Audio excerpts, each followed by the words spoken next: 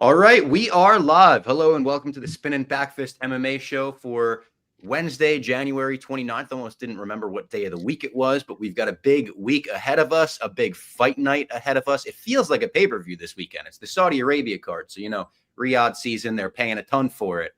This card is awesome. Style Bender's main eventing it. Feels weird to just even have Style Bender on a fight night. It's been so long since we have been able to watch him not on a pay-per-view, but I'm excited for it. We've got some MMA news to talk about beforehand, too. I'm sure we'll get it to like McGregor at BYU and shit. The weirdest connection of all time. Did you see what happened this morning with him? No. Oh, okay. Let's get into it. Breaking news. What happened to McGregor this morning? Okay, so this was annoying. What up, Mitt Romney? This is not actually Mitt Romney. Or Dan Manwork here. You don't know that. Izzy's done. I don't think so, but we'll get to that later. All right, last night, Art of the Anatomy of the Fighter, which is Khabib's essentially I did see that. Pain and what's the one that UFC does? Like embedded. And there's a clip of Paul Hughes going up to Khabib and Usman after the fight saying, "I'm not like that other guy. I'm my own man." And somebody clipped it, put it on Twitter. We put it on Spinning Backfist, and there's a lot of accounts like Spinning Backfist that are all awesome. Sometimes people think we have beef with them. We don't. They usually have beef with us. We try to tag and we're not trying. If you clip something and we use it, it's not your content, but you did put it up. We try to give hat tips, whatever. We put it up, and it blew up. And the person who tweeted the video took it down, so we couldn't. So it but McGregor must have not seen it from our account because we know he's just blocked, right? He blocked us. But he then said, essentially, Paul, you are not he pretty much was like, fuck you. You're not a real Irishman. You're from the North. And that goes into Northern Ireland versus mainland Ireland politics. But then, everybody, a lot of people came to Paul Hughes' defense and was like, hey, this guy's as Irish as it gets. Look at him. He's as Irish as it gets. And obviously, while this was all going down, it came McGregor was at the BYU basketball game. And then he must have saw the tweet after, and he kind of went on a tirade and then deleted all the tweets, of course. That's just okay. So that's maybe why I didn't see it, because I saw all of this last night, and as soon as I saw that clip where he's like, "Hey, I'm my own man," Khabib's like, "Yeah, I know." He's like, "Yeah. I show respect at all times. Media tries to make us disrespect. No way." Soon as I saw that, I was like, "Oh fuck, he's gonna hear it from McGregor," because they had the whole thing where McGregor was originally thinking about maybe cornering him for the fight. And then the McGregor news came out, and Paul Hughes was like, "Yeah, I'm not really pursuing that anymore." He's some scheme. But it was just one of those things is going to pop off. And it's almost I don't know, is any part of Paul Hughes upset about that? Is he oh, fuck, Connor's mad at me? I don't even know. I'm sure he grew up looking up to McGregor. So that's probably a weird thing. But McGregor's in a weird spot right now. And then McGregor also, there's a lot of politics now with McGregor, and it's a huge topic across Europe from what McGregor stands for, and a lot of people disagree. So Paul Hughes may honestly disagree with McGregor on that, and he may just be I don't really care. And also, he doesn't really need the McGregor boost would be nice, but I think it's different now. I hate to say it, but it's the McGregor boost in 2025 ain't what it used to be. And Paul was respectful in his response. He was pretty much, and I will say, going up to Khabib and saying, I'm not like the other guy. I don't hate your guts and say you're a cousin fucker. Very normal. It's kind of normal. It's I think he was kind of saying, hey, look. And so Paul said in his response, hey, Connor, I love you. You've done more for MMA in Ireland than I can ever imagine. But I am my own man, and they may disagree on things. And also, if Paul wanted to be McGregor 2.0, he would have signed with the UFC when he had the opportunity. And the UFC, I forgot who was tweeting this out. The UFC offered Paul Hughes a bunch of times, a bunch of Contender Series fights. And he said, and probably because PFL paid more, he was like, no, I want to do my own thing. And that's probably the Bellator effect too, really investing into Ireland after 2016. But yeah, I mean, there's all like McGregor hasn't fought in years. He's still the #1 topic of every show.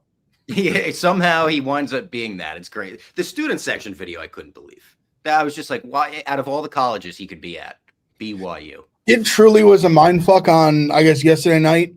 I'm just got a bunch of action across the college basketball board. We got the YouTube like quad box up, YouTube TV. In the top left corner, I'm watching BYU Baylor, and I just see McGregor. I literally had like a fever dream. I was like, "What's happened?" I was like, "Why is McGregor on my college basketball screen?" It was crazy.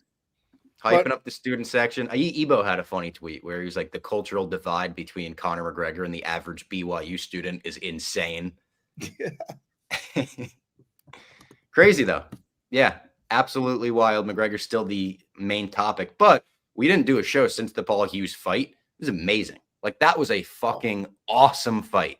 Back and forth, point deducted. Nobody knows what's happening in the decision. He winds up not getting it, but I think everyone's in agreement, like, run it back. Like, we all want to see that fight. It'd be sick if they do what Paul Hughes wants and they run it back in Belfast. Like, that would be amazing. I don't know if they'll wind up doing that. Who knows? I mean, I don't even know what's going on with Bellator and PFL. Was this technically the last Bellator title fight there will ever be? Yeah, I think it was PFL, I thought. But it technically, they still had the C next to Usman's name. Because like the event was PFL Champion Series, but then even Paul Hughes walked in like a Bellator jumpsuit. It said Bellator on like his shirt, like right before he got into the cage. They if they don't run it back, it'd be one of the all-time like mistake. The PFL has to like basically make Usman. You have to fight Paul. I don't care if you want to or not. You are not fighting again unless you fight Paul Hughes. And with the point deduction, we can get into that. Like, I think Hughes won the fight. I mean, he won that fight. I think it could have been a draw with a point deduction. It should have been a draw at absolute worst. At absolute worst, I think he won with the point deduction. Instead, two judges gave it like 4-1 Usman. Disgusting. That was sickening. That was really bad. 48-46. Like the fact that they would have called that 49-46 two ways of point deduction it's a shame. It's a shame. He fought his ass off. Yeah. Paul Hughes, and also I want to say this too. Paul Hughes is fucking legit. Legit as fuck. His takedown defense in that fight, crazy. I think would step into the top 15 in the UFC right now and do just fine. And I also think there was a little bit of disrespect of Usman after this fight. I think that's ridiculous. I think it was just like, no, Usman fought, honestly, the best competition that he's fought in his career. His last fight against that other Russian guy was actually a pretty good fight until the head kick late in the 4th or 5th round. But people is like, oh, like I saw people saying Usman isn't a top 15 in his weight class in the UFC. That's insane. Like, have you seen some of the guys in the top 15? 10, I think. Yeah. Yeah, I would even say he's like top. I mean, like Islam clears him, but like I think around outside of that. He also was saying after the fight, and it could be an excuse, whatever you want to call it. He was like, I definitely underestimated Paul Hughes. He was like on the interview, he's like, brother, I'm so sorry. I underestimated this guy. Which is insane because anybody with every MMA guy like out there was like, no, this guy's really good. And Usman Khabib was like, I need to be in his corner for this. Yes. And I think Khabib even was like, even though he was saying there's no like real Irish fighters in the lead up, which was kind of just more like marketing. Mm-hmm. The week before, he was like, no, this guy's very good, really good striking, good like wrestling as well. And we're going to have like our hands full. And it didn't seem like a joke either. Like, no, Habib probably was like, all right, Islam, you're going to go out there against Hanato and kill him. Like, if you don't kill him, like we have an issue. We're going to have issues. Yeah. Yeah. But that was really weird. But I mean, Usman is young and that was weird. And how young is he? How old is he? Is he 30 yet or no? I think both are like, I think Paul Hughes is 27. I think Usman's like around the same, like 28. He's 26. Yeah. That's great. 26. Wow. Holy shit. That's crazy. He's 27 in April. So he's an old 26, but still. Yeah, I think Hughes is like the same. I think he's like 26, 27-ish. That's messed up to think he's my age and he's done all this with his fucking life. That's fucked up. Huge huge moment for PFL, though. I think, obviously, we've been a big fan of theirs. They've supported our show, but it seemed like they needed something. That was something. That was it. That shot of Paul Hughes with the blood trickling down his face after the headbutt. He's fucking laughing, hyping up the crowd. Like, that was the shot they needed. That was like, oh, superstars born right now. Everyone loves Paul Hughes. Yeah, and even in a loss. And also, like, the Nurmagomedovs, like, it's like, these guys are, it's almost, and it has a lot to do with Conor, but that clan is massive. Like, beyond just in the Middle East, I'm talking like on like on TikTok, there is a video of Usman before the fight starts with Khabib and Islam behind him, and it has 300,000 likes, so probably 30 million views. And it was just people talking about, like Usman, like, being good, and then also like Khabib behind him, Islam behind him, but still like it's not like a crazy video you've never seen before. It's no. He was just like walking. He was getting his name announced, and people were like, "This is insane." So I mean, like, that he's a huge name, and PFL has a big name. So, and they're going to this new future with the World Championship or whatever they're calling it, and it'll be interesting to see, like, does Usman walk into the PFL with a belt? Would make sense. I don't think so. It would make sense, but I think they're going to take it away. I think they're going to be like, Bellator's a clean slate. That would be a great way to take it away and then force them to fight again. Yeah, exactly. We got a title match.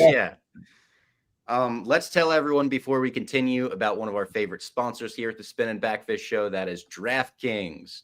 It ain't the little itty bitty teeny tiny bowl. This is the Super Bowl coming up. So get in on the action at DraftKings Sportsbook, an official sports betting partner of Super Bowl 59. My Commanders didn't make it, but hell, how do I get interested in the game? How do I make this a tantalizing game for myself? I go on DraftKings and I bet on a couple touchdown bets. Scoring touchdowns is the key to hoisting that Vince Lombardi trophy, and you have a shot to score big by betting on them at DraftKings Sportsbook. It's the #1 place to bet touchdowns. If you're ready to place your first bet, try betting on something simple like a player to score 6. Go to the DraftKings Sportsbook app and make your pick. New DraftKings customers can get $5 or can bet $5 to get $200 in bonus bets instantly. Way better than getting $5. You're betting 5, you're getting 200. Download the DraftKings Sportsbook app and use code BACKFIST. That's code BACKFIST for new customers to get $200 in bonus bets instantly when you bet just $5 only on DraftKings Sportsbook. The crown is yours. And obviously, we'll be using it for the Saudi Arabia card this weekend. We'll be placing some bets, putting together a parlay, everything on DraftKings. We love our friends at DraftKings. Last time with DraftKings, we did do a parlay for UFC 310, but then the Dariush Moicano fight fell through, and DraftKings, it just, like, once that happens, they have so many other things going on. But this one will have a parlay. Yes. And it's worthy of it. This card rocks. It's one we've been looking forward to for a while. I feel like we've been talking about this one for a long time, since the rumors started coming up about what they're putting together for Saudi. You know it's going to be big. Anything else we want to get into, talk about news-wise before we talk about that Saudi card? I think just real quick, the BKFC had a great night. True. Forgot about that. In Philly. Honestly, huge debut in Philly. It felt like every fight ended in a flatline knockout. Yeah. Like insane knockouts. That one, the guy, that Irish guy that was crazy at the weigh-ins, that was as vicious a knockout as the way his body bounced off the ropes. Oh my God.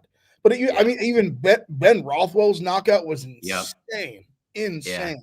Yeah. And then it wasn't a knockout, but it might as well have been in the main event. The 2 knockdowns that led to the finish. And then the picture of, did you see a picture of his jaw? It's like, looks like he literally just disconnected it. Like, it's cracked in half. Crazy. And then, of course, Conor McGregor gets in the ring and tells Dave Feldman, announce the fight. I will officially be fighting Jeremy Stevens in bare knuckle. It's like, bro, what are you doing? He did this with Mike Perry, remember? He did it with Mike Perry 2 years ago. And then, like, a couple of months ago, when he was supposed to be fighting Michael Chandler, he literally came out and was like, I am announcing February 1st, I will be fighting Dan Hooker in Saudi Arabia. Put it out there. It's an announcement. And then he did it with the Logan Paul shit. Then he did it with the KSI shit. I think in his mind, he's truly thinking, like back in the day when he did it with Mayweather. If I tease a matchup that gets enough buzz, the UFC will have to let it happen. If the people want it that bad, they'll just have to let me do it. I think McGregor thinks people will be like, oh, him and Jeremy Stevens and bare knuckle. I'm dying to see that. I want to see that more than McGregor in the UFC. And I think that's crazy. This is a guy a few years ago, you were saying, who the fuck is that guy? Now you're begging for a fight with him in your own promotion. It's now crazy. That's the thing I said. That storyline could maybe enough down the road, but still, like, I don't know. Like, it's hard. I feel like he's just not going to fight again, period. I've been saying it for a couple of years. I don't know. I just like breaking news. Hot Billy has a logo. Oh shit, HB, look at that. Hot Billy with the logo. Hell yeah, Damn. Hot Billy. That's not bad, too. I'm sorry, Ev. I did not mean to. No, that's I was thinking maybe we need like the breaking news but music Hot for Billy that. Logo. Hot Billy logo. Wait, clears, easy. Tim Great Sylvia logo. not there. Tim Sylvia needs to be in the logo. Yeah, he should be in the logo. We do. I've exchanged DMs with Tim Sylvia. We can get make him. that happen. Maybe get him a T-shirt with the Hot Billy logo on it. We might have to send him one for the interview. Yeah. I wanted him in person. I'm like holding out that he comes to New York. Yeah. He might never come to New York again. Yeah, in person would be the best for Yeah, I tried. He just was like, nah, brother. Like, I'm in like Iowa or some shit. But yeah, I kind of agree with you, Ev. I was in denial for a long time, but McGregor trying to get fights with Logan Paul, KSI, Jeremy Stevens and bare knuckle, Mike Perry and bare knuckle. It feels like he's admitting it's over. It feels like bro, you're not going to go fight in bare knuckle and then box a YouTuber and then come back and win a UFC title. Like, come on, what are we talking about here? Yeah, he'd have to do UFC first. Yes, and I don't think so. Feldman he wants to, which is weird. I'm not, and I'll say this. I think I don't know if you guys watched it. I sent you guys the clip. It was from like a month ago or so of Feldman talking about like his life on Ariel's show. I'm like the number one Dave Feldman is like, I'll root for this guy. He's the man. Like that story endeared me to him so much, and just kind of his like the way he's just kind of like grinded this company out to like where it is right now. Like I remember when they did the Vice documentary on it, like, yeah, what was that, like 5-6 years ago, maybe something like that. When he's in like where was he in, like Robbie, like Montana or like the Dakotas? Yeah, or, like, some random when it was state just like starting, yeah. Like the only place he could get cleared, there's like 20 people there. Now he's got like 17,000 people in Philly. I was like, and I will say, I think that I'm not positive. It could have been could have been like BYB. I think back then they were sending Barstool emails like, hey, you're going to want to cover this. And I don't think I really did cover it, to be honest. So maybe that was hand up. Like I fucked up because BKFC is popping off now. But it definitely, they would send me these events and it looked like not even Rough and Rowdy, really. Yeah. It looked like below Rough and Rowdy. So it looked like it's in like looked like it's literally in like a school gym. Like an armory. Yeah. Something like that. Yeah. Good call. Yeah. But he said McGregor has 2 UFC fights. So I mean, if he ever fought those out, I guess we'll see. But he also said that he thinks like very likely that they make they're trying to make Mike Perry Robbie Lawler. Yeah. And they're saying we had heard about that. I think they were trying to put it together on this card. He talked about it with Ariel like on like literally like last day or two, and he said it's like it's in the works, nothing like done, but Robbie seemed interested, and he's like talking to Robbie this week. Man, I hope Robbie's chin can hold up. Like he could be a bare knuckle guy. Jeremy Stevens is another one of those guys that has a little bit of that Mike Perry like flair to him with the just bleed hardo flair. I feel like you need that in bare knuckle to be like a big guy. Stevens had such like a savage response talking about bare knuckle on Ariel like post the fight. I saw it. Yeah. Like he was like, and he was like respectful to Eddie, but he was like, I just wanted to like make it like they talked all this shit about me and this and that, because I wanted to go in there. He's like, he's gonna like all the like pain he's gonna feel my pain and like this and that. Like that's like basically why I broke his jaw, like blah blah blah. It was so sad. And he said about bare knuckle too, he's like, they bet on the wrong man. That's just a fucking badass thing to be able to say. Like, yeah. Him and Mike Perry are definitely gonna fight at some point. You know who's fighting? Jeremy Stevens and Mike Perry are gonna fight you? Yeah, I think definitely. Isn't Mike Perry way bigger than him though? He just fought. Stevens just fought 165 this weekend. And Perry, I think they could make something happen at 170. Was Perry fighting at 180? Yeah, that's why I think they could meet at 170. Yeah. I don't think that's like out of the question. Yeah, he used to fight at 170 in the UFC. Yeah, that's why I think they could do that. I don't think that's like And Stevens also, it's crazy because Stevens obviously fought 145 and 155. Yeah. He was way bigger than Eddie. Yeah. He looked physically much Eddie's bigger. wife screaming. That's like a signature of Eddie Alvarez fights. Of course, you got to hear his Yeah. wife in the crowd, and then you're like, oh, we're on. You know who's fighting BKFC this weekend, right? This weekend they have another card? BKFC? Yeah. No, I don't know. Mohegan's son, Parker Porter. Yeah, Oh, shit. The Porter Connecticut legend is fighting in Mohegan's son, Connecticut. This, it's either Friday. I think it's Saturday. We will be supporting him. Of course. And if Parker Porter goes on a run in the BKFC, they have a star on their hands. Ben Rothwell, though. Yeah. I don't want to. I would not want to fight Ben Rothwell. Jack, I need you to be the Parker Porter super fan in BKFC like I used to be for McGregor. I need you outside Parker Porter court dates, megaphone. No, Parker Porter ain't getting in trouble with the law. He seems like a good guy. Perry said he won't go back down lower than 185 for BKFC. Maybe Stevens comes up. I don't know. It'd be a big come up, 20 pounds. I think they can make it happen for the right price. I think they make it happen. True. And apparently they pay their fighters a fuck ton too. Do we know how? I mean, we talked about like Diddy being a secret investor back in the day, but do we know how like they have the money to continue doing this? No, but and speaking of not knowing where money's coming from, the GFL draft happened, and it is the names on this. It is legit. It feels like you know how the PGA has a after you senior tour. Yeah, but golf, you go out and maybe it's hard on your knees walking around with those guys, but like MMA, there's no like, oh, let's take it easy. Like, no, you die. No, yeah, you could die.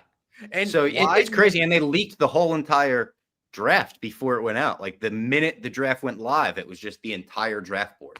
And Weidman goes on Ariel yesterday, says, yeah, actually, like I wanted to retire in the UFC. Obviously, he retired, I think, on the pre-show for UFC 310, the weighing show. But he said they kept putting me on the prelims, which is a conversation for another time. But then he's like, and I thought maybe there'd be other opportunities. PFL wasn't it. And which if he's saying PFL isn't it, that means there was nothing out there because PFL obviously pays well. Like you're telling me PFL they must have paid Chris Weidman. Like, what did they pay him? I don't know. I don't know where the money's coming from, and I still don't think it'll ever become a thing. Like I saw the GFL president was on Helwani show talking about it. I was almost surprised Helwani was even giving him the time of day. And I understand why he would. He's the #1 MMA guy. This is a big story, obviously. But like, are we really considering that this is going to be a league? And like, so many people got drafted, and they were like, some people didn't even know they were eligible to be drafted. The AI intro they had to open it up to was so like strange. Where they all looked like they were 24 again. Like Power Rangers or some shit. They were like standing in these weird suits. They were superhero suits or something. A mix of Power Rangers, the worst superhero movie you've ever seen, and like Gladiator. Yes. They also said Vince in the chat said GFL is going to be an AI simulation fight league, not a chance physical fight gets made. That's actually not a bad thought. Maybe it is just they're going to put these guys in. It's like celebrity death match, and I don't know. There's just no way. There's just no possible way every single fighter that's ever retired in the last like 6 years is like, you know what? Like, I'm going to give you more money than you've made your whole career for this league, this fight. Yeah. And they're like, yep, sign me up. No, of course they're all saying yes. There's just no way. Their strategy, the guy was saying was they want to basically do fight cards on weekends outside of football season. Like they want to be like, he's like, oh, like we want to, the guy's direct quote, I'm pretty sure was they want to fill the void of the NFL on Sundays. No, this is a joke. This thing's a joke. It has to be a troll. I was like, come on, man. The spring leagues can't do that. And the football leagues can't do that. He uttered the words NFL, and I almost spit my water out. I was like, are you kidding me, man? I was like, the NFL?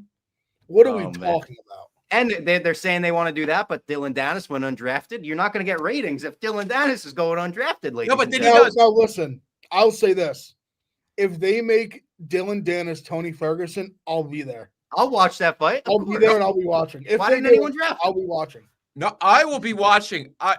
hand up, hand to God. I will be watching GFL if it ever happens, without a doubt. Yeah, no doubt. We know all of these fighters. Like Abu Bakar's in the league. He's on Team Abu Dhabi.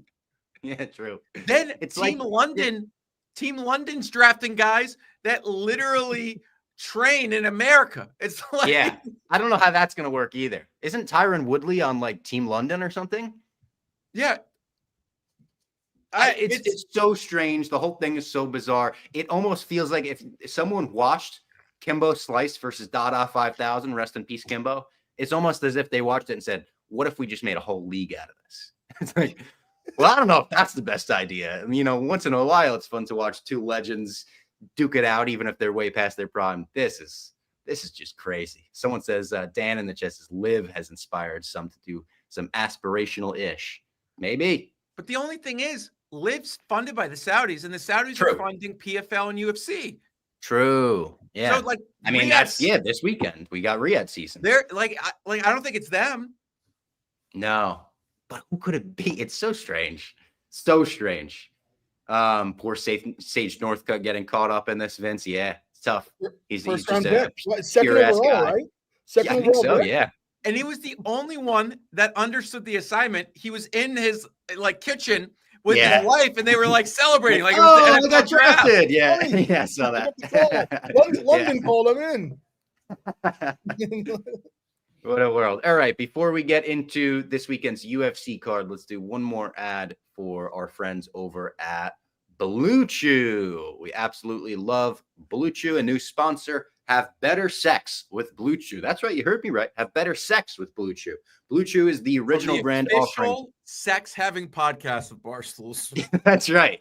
That the three of us, the official sex having podcast. These erection enhancing tablets help men achieve stronger, harder, and longer lasting erections for sexual activities. Blue Chew is also putting their money where its mouth is, and offering you a month free. The process is simple.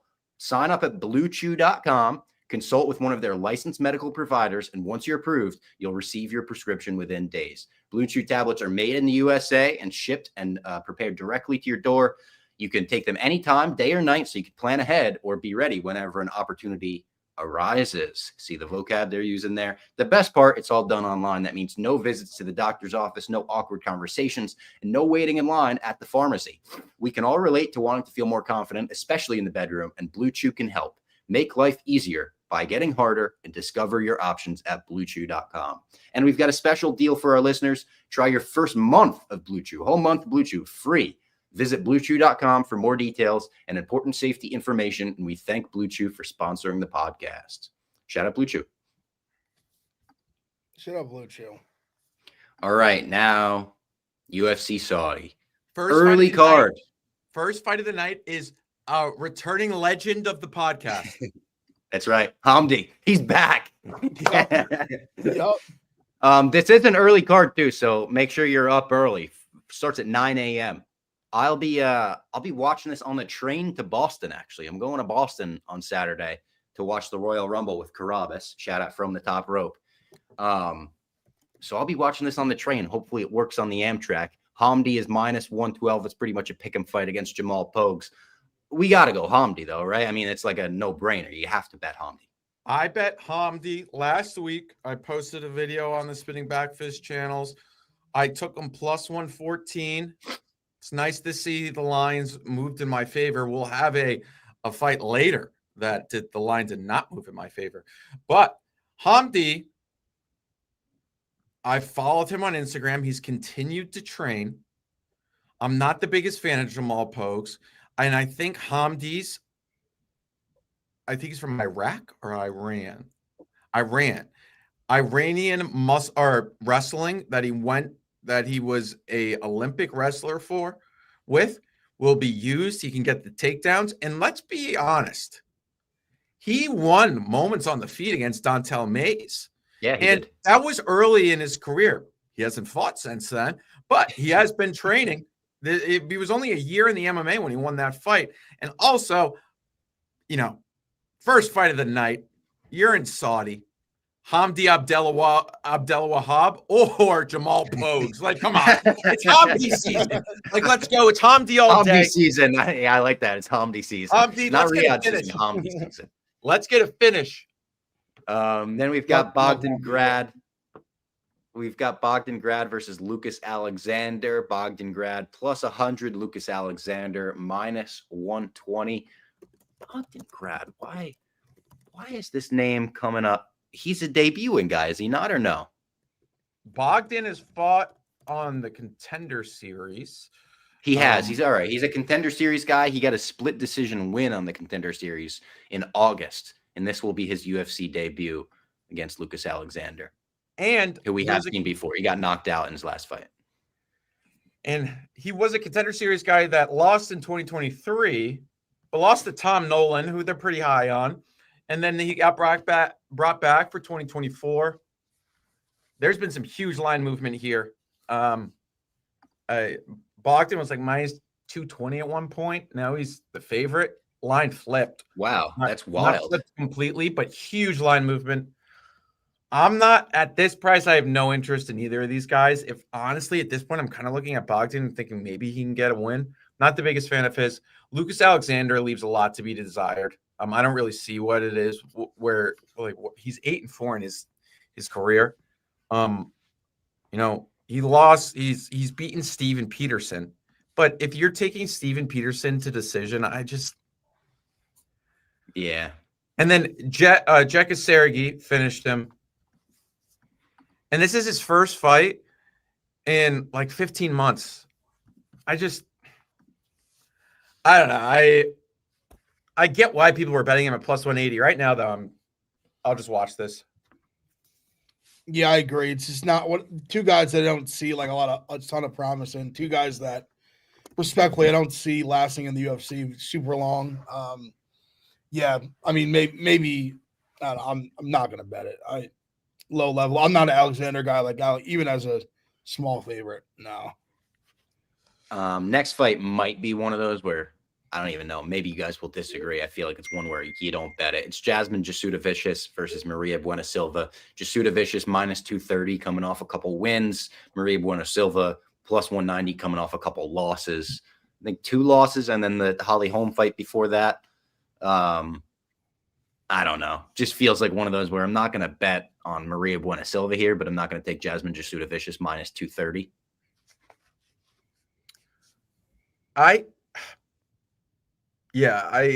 Jasmine's weird because she's a wrestler, but she's 35 and she spent her camp this week for this camp striking in like Thailand, working on her Muay Thai. I don't think she wants to strike with Mayra Buena Silva. Thing with Mayra Buena Silva headlined a UFC card. Yeah, not too long crazy. Ago. Like, yeah. Yeah. I think she could find a sub, but I'm not taking Jasmine minus 220. Mayra, if I had to attack this fight, Mayra by sub or Jasmine round 2, round 3. Yeah, I agree. Can't lay it, but it's one of those I can't lay it, but like also like I don't feel super confident in Silva. But yeah, I think sub maybe. Like this line's probably wide, but I don't know how wide. Like I'd probably make Jasmine like minus 190. So I guess there is value in Mayra, but I just she's so uninspiring. Next fight, we've got another friend / enemy / frenemy of the podcast, Terrence McKinney. Was an enemy at one point. I would say we buried that hatchet. Against another returning fighter, Damir Hadzovic, who hasn't fought in like 2.5 years. Last time he fought was against Mark Diakasi in July 2022. Pretty crazy. Terrence is a crazy heavy favorite in this one. He is minus 485. The under 1.5 rounds is minus 250 because Damir's another guy who, like Terrence, it falls to the wall off the bat, and you're probably going to get a finish in the first round here. McKinney round 1 minus. It's going to be minus money. I don't know. I mean, This is I don't think there's any chance Damir beats him, to be honest. This feels like this is one of those. They like McKinney. They like that he just throws caution to the wind every time he steps in the cage. I think they appreciate that. He's willing to kind of fight like whoever, whenever. So he's a guy that I think will stick around a long time. I think it was one of those where, like, all right, like he's lost a few. Let's go get him one here. He needs a knockout. Big win. Probably McKinney first round finish. Like, I don't think that's exactly like a steaming hot take here. Damir hasn't fought since July 2022. That's insane. And in that fight, Mark Diakese controlled him for the entire fight. He just took him down, took him down again. I think it controlled him for over 10 minutes of the fight. Like, what's he been doing for the past few years? And if Mark Diakese's taking you down, it is D1 Diakese, but like McKinney's going to go and shoot that takedown with no regard for human life and then try to finish you. Now, if he extends this fight, if round 2, round 3, Gaziev is juicy, I'm talking above 20-1. I think I'll get involved. Oh, okay. If I can get Gaziev round 2, 25-1. Fair enough. Gaziev round 3, 40-1. Like, I'm in. Because like you never know. He's like the Grizzly vet, you know, the Bosnian.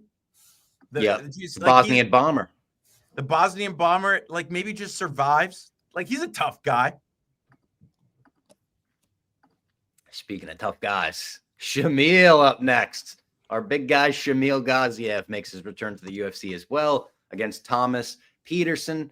Thomas Petersen plus 285. Shamil Gaziev minus 360. The last time we saw Shamil, he did knock out, or no, he didn't get a knockout. He beat Dontel Mays in a decision. Am I right about that? Yes. Unanimous decision, right? And then Thomas Petersen, his last fight was against Muhammad Usman. That's right. Shit, that was a while, and not that long ago. I guess that was just July of this past year. Another guy who lost to Jamal Pogues right here, right before beating Muhammad Usman. Thomas Petersen lost to Jamal Pogues. How do you guys see this one? This line's probably wide. It's like I kind of like Petersen to an extent, but to be honest, I think I'm gonna wait for round 2, round 3 because I think. But then again, even though Gaziev lost to Jairzinho, he did survive. Like he didn't really die. 5 rounds too, and the doctor stopped it. So it's just like, how does Petersen win this fight? I'm not sure. So that's why I'm kind of like looking at this line, and it may be right. You know, it's a mincy line. Vegas got this one.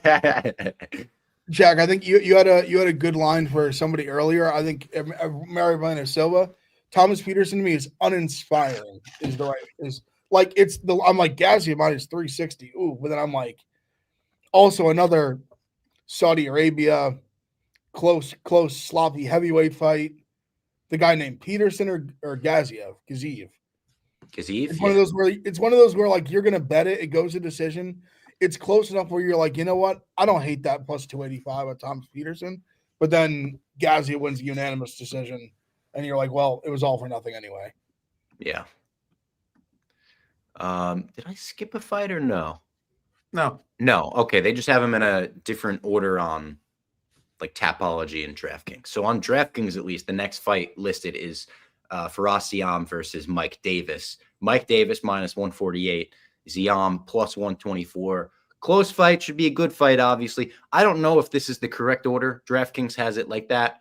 Tapology has this on the main card. Naimov versus Olfi on the prelim. So I don't know if that's the prelim headliner or the first one on the main card. Doesn't really matter, though. Yeah, I bet Ziam plus 175 last week. Lines come down a bunch. Come down, yeah. I still like him. Great line. I think he's a guy that the UFC likes, and I think there's a value in betting these guys that are kind of coming into their own. And if you get it's kind of investing early. That knockout was huge for him against Frivola. His takedown defense has gotten a little bit better. Mike Davis is really, really good, but he fights once a year.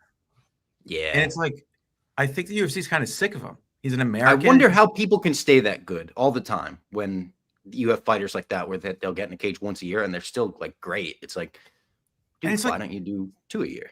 And Mike Davis, all things being real, you know, I mean, he's been good in the UFC. He's undefeated in the UFC outside of Gilbert Burns. But like after that, it's like he's fought Thomas Gifford, Mason Jones, Slava Klaus, Natan Levy. I think Frivola is better than all those guys. Like he is. Ziam's fought like Terrence McKinney. Ziam fought and McKinney dominated him, but McKinney's better than all of those guys, except for maybe Slava Klaus. Like I'll give him a, but like it's not even like, you know, Gunnar Nelson's come in and fought, like he fights once a year, once or in a while, and he fights top competition, not top, but good competition. Mike Davis is just, I think the UFC's sick of him, and I think they're like. And here's Ziam, and Ziam's body is pause. It's crazy. Pause. But like how he's built, pause is crazy. Like it's just like he's like KD. His arms are pause. Like, oh shit, the Slim Reaper. Yeah, he's a Slim Reaper, and he's gonna finish him. Yeah, I like Ziam's on such a good run. You said better competition. They're both big guys for the division. Ziam's super tall for the division. Even at plus 124, I still like it. I think to me, anything plus money on Ziam, I'm in. And then you've got the Naimov versus Olfi fight. This is two guys coming off losses this summer, both of them trying to get a win on their record. Olfi is plus 250, Naimov minus 310. Is this line a little wide, do you think, or no? I think it is a little bit. Yeah. Like, I'm not saying it should be a pick 'em, but I could see this fight being close. Like I'm a little bit tempted on the underdog here. It's the other word. I'm like a little more inspired than like a Petersen, whoever, because I think awfully like his like grappling is good. I think he's a pretty tough guy. Like his last fight, he got hit with such a nuke of a hook and just got like slept cold. Naimo's a powerful guy, but I also think awfully he's got good cardio. Like I watched, he was on this last season of Ultimate Fighter. And I liked him. Like he's just kind of like a grinder. Like he's not like elite at anything, but he's kind of like decent everywhere. And I think he could make this like a competitive fight. It's one of those like plus 250. I think you'll make worse bets on the card in your life. I just think it's a close fight. I think it's a close competitive fight. And we saw Naimov die against Lima in the third round, and that's a credit to Lima. He's really good, but. Also, the fight that he won against Nathaniel Wood, and I know it was short notice, but he died. He was dying that. Like Nathaniel Wood almost took his head off multiple times in the third round. You know, if Wood fumbled too. Yeah, he fumbled that fight. Wood should have won that fight. He threw it away. Yeah, awfully. I think I bet on him in that fight. Awfully, like I've said, he's a grinder. Maybe he grinds him out round 3. You know, if we get a good number there, it's not on DraftKings, but it will be soon. I kind of like Ev's point of view there. I don't hate it. I'm not that Naimov's good, but like how good? Yeah. I just tossed the unit on him. There we go. All right. Up next, Said Nurmagomedov versus Vinicius Oliveira. Nurmagomedov minus 162, Oliveira plus 136. Tough fight to call. This is going to be a good fight, I think. I don't know how I feel about this one. I like Oliveira. It's going to be one you're going to have to earn this one, pal. Yeah. In Saudi, you're going to have to earn this one. You're going to have to really beat the shit out of him.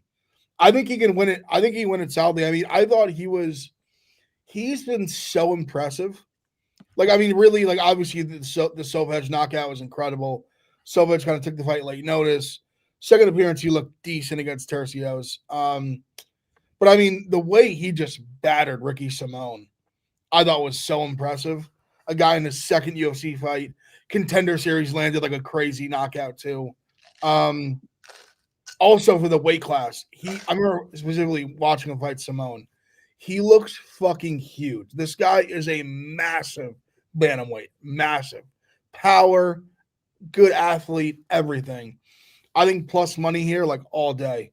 I'll die on that hill. I don't care if it's in Saudi. I don't care if it's in Khabib's backyard. Plus money. If they don't give him the decision, if he doesn't finish, whatever, if he loses, so be it. I think Oliveira is the real deal. So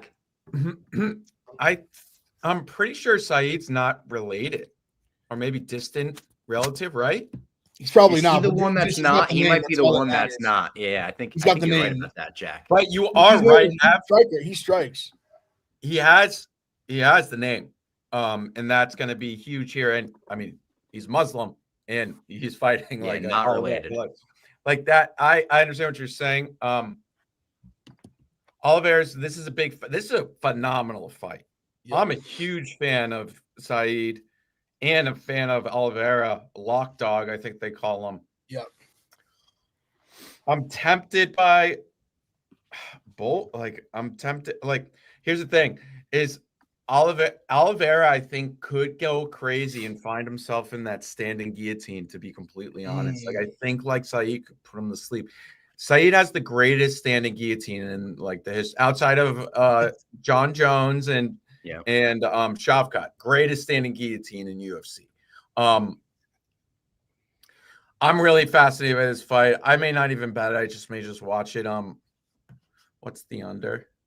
2.5 plus 105. They are small, and they can both take some damage. So it's going to be interesting. This is a crazy fight. And then a good fight up next, good heavyweight fight, Sergey Pavlovic versus Jairzo Rozenstruik. Rozenstruik has the wins he's coming off of, while Pavlovic has the losses he's coming off of. But obviously Pavlovic is coming off losses to much better competition. Aspinall being in there, Volkov being in there. The odds right now, Pavlovic minus 310, Rozenstruik plus 250. Maybe a little bit wide for a heavyweight fight where obviously both of them have the crazy power in their hands, but I still think Pavlovic will probably wind up winning this one. I took Jairzinho plus 200 last week, and line's gone the opposite way. I just look at this fight, and I think Jairzinho's pretty Jairzinho's worst matchup is like a serial Gon, who could just kind of outstrike him and just take him down here and there. Pavlovic is Jairzinho's really good at avoiding massive punches, unless your name's Francis Ngannou, of course. And I think he's really good at that. We saw that against Gaziev. Not to say Gaziev and Pavlovic are same fighters, but I think Jairzinho can kind of stretch this out and get a decision. I think this fight honestly looks a lot like the Volkov Sergey fight, where he's on his back foot a little bit, but also early in the fight avoiding punches, maybe countering a little bit. Then round 2, round 3 kind of turns it up, and I like it. I still like it at plus 200. Obviously, I like it at plus 245. I think you can make much worse investments. Yeah, I love Rozenstruik at this price. Wow. Okay. I just think he can stay on the outside. He can use the jab. He was a kickboxer for a long time. Yeah. And I think Volkov kind of in my opinion, for someone like Rozenstruik, gave the blueprint. He showed if you do this, he'll eat jabs to his nose and he'll be frustrated as hell. You remember how mad he was after that fight? Yeah. And Volkov was they were like boys. Yeah. And he was so mad because he was it was the first guy he walked in there, couldn't just knock him out. He just was getting his face jabbed off over and over and over again for three rounds. And I think Rozenstruik can do that. Also, I think he's got more power than Volkov has. I think if he could hurt him with a jab and I don't think him knocking out Pavlovic is the craziest thing ever. We've seen Pavlovic have a lot of success against the Tai Tuivasas. Even the Derek Lewis I thought was super early stoppage. These are guys that not the most technical. They just want to brawl. Rozenstruik's he's not a brawler in the traditional sense. He's a more technical. Yeah, I think plus 250. I'll gladly take that. I'll definitely be on Rozenstruik. And then co-main event, I am really looking forward to Shara Bullet, the Bullet, versus Michael Venom Page. Michael Venom Page plus 145, Shara the Bullet minus 188. I've been looking forward to this fight since it was announced. I think this is a great matchup. I think it's a fun fight. It's a huge personality fight almost more than it is like a stylistic matchup, I'm of course taking Michael Venom Page here. You give me Michael Venom Page underdog against my mortal enemy, Shara the Bullet, I'm taking Michael Venom Page. How do you guys see it? I think you have to take MVP. I mean, MVP makes every fight close, and low key, like Shar does too. Yeah, true. Like he finds ways to make like I mean, if Shar it doesn't grab the fence and gets taken down against what's his name when he was like a massive yeah, it's like it's that fight is so different. Petrosian, I was kind of disappointed in, but I kind of thought Petrosian stood with Shar a little bit. And MVP is like we know he's a gamer. I mean, look what he did to Kevin Holland on the feet. I know. Like, I really doubted him there. Like Kevin Holland's kind of a straightforward fighter, as we've seen, where it's like, okay, if you can take him down, he's kind of just gonna like get taken down and get submitted. It's just like, okay, whatever. Like I got my payday. On the feet, though, like any fight that he's had on the feet, he's kind of, he sticks around with a lot of these top fighters. And I think MVP showed like there was levels to it. Also, he kind of like he made Ian Gary look kind of like average on the feet.